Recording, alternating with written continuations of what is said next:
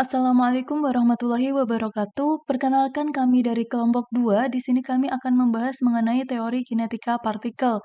Untuk kelompok 2 sendiri, beranggotakan saya sendiri Hani Osno Khotimah dengan NIM K2319040, kemudian rekan saya Hanun Fitria dengan NIM K2319041. Kemudian untuk teori kinetika partikel, lebih dahulu kita akan membahas mengenai fisika statistik dan kaitannya dengan statistika dan termodinamika. Fisika statistik merupakan cabang ilmu fisika yang mempelajari sistem banyak partikel dari segi pandang statistik pada besaran mikroskopik untuk menjelaskan besaran makroskopik berdasarkan mekanika klasik dan kuantum. Selanjutnya, pendekatan statistik digunakan untuk mendeskripsikan perilaku sistem secara mikroskopik.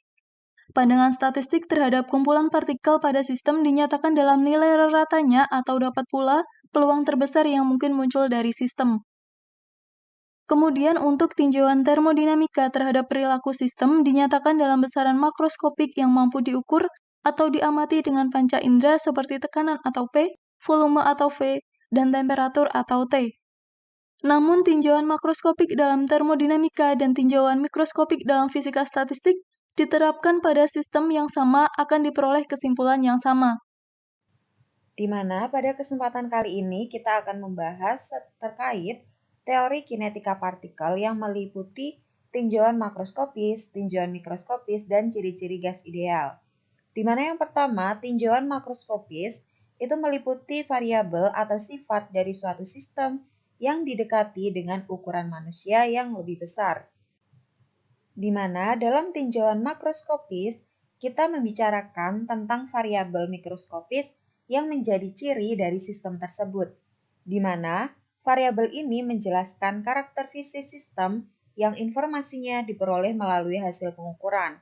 Contohnya, ketika kita mengamati molekul gas, kita dapat menentukan ciri atau karakteristiknya dengan cara mengukur volume atau kecepatan dari gas. Kemudian, tinjauan makroskopis itu secara umum memiliki sifat bahwa yang pertama, tidak mengandung asumsi khusus menyangkut struktur materi, medan, atau radiasi. Dan yang kedua, mendeskripsikan sistem secara sederhana. Dan yang ketiga, bersifat sangat mendasar, yaitu dapat dirasakan oleh indera. Dan yang terakhir adalah bersifat umum dan dapat diukur secara langsung.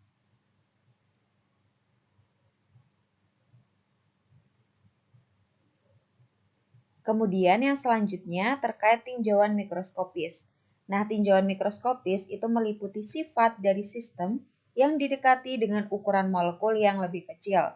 Di mana dalam tinjauan mikroskopis, sistem itu dianggap terdiri dari sejumlah partikel yang amat besar, misalnya N partikel, di mana setiap partikel memiliki energi dan diasumsikan dapat berinteraksi antara satu dengan yang lain. Nah, contoh aplikasi termodinamika yang memerlukan kajian mikroskopis untuk menjelaskan gejala fisiknya itu adalah seperti laser plasma, aliran gas kecepatan tinggi, dan juga kinetika kimia. Di mana secara umum, penjelasan mikroskopis dari suatu sistem itu memiliki sifat yang pertama, memiliki asumsi menyangkut struktur materi, medan, dan radiasi. Kemudian yang kedua, menetapkan beberapa besaran untuk menjelaskan sistem. Dan yang ketiga, besaran yang ditetapkan itu tak perlu dapat dirasakan oleh indera, akan tetapi cukup dengan model matematis. Dan yang terakhir, tidak dapat diukur secara langsung, akan tetapi harus dihitung. Kemudian yang selanjutnya kita akan membahas mengenai ciri-ciri dari gas ideal. Gas ideal sendiri sebenarnya tidak ada di alam. Gas ideal merupakan penyederhanaan atau idealisasi dari gas yang sebenarnya atau gas nyata dengan membuang sifat-sifat yang tidak terlalu signifikan, sehingga memudahkan untuk analisis. Namun orang dapat menciptakan kondisi sehingga gas nyata memiliki sifat-sifat yang mendekati sifat-sifat gas ideal. Untuk sifat-sifat dari gas ideal itu sebagai berikut. Yang pertama, gas ideal terdiri dari partikel-partikel yang disebut molekul-molekul dalam jumlah yang besar. Molekul ini dapat berupa atom maupun kelompok atom.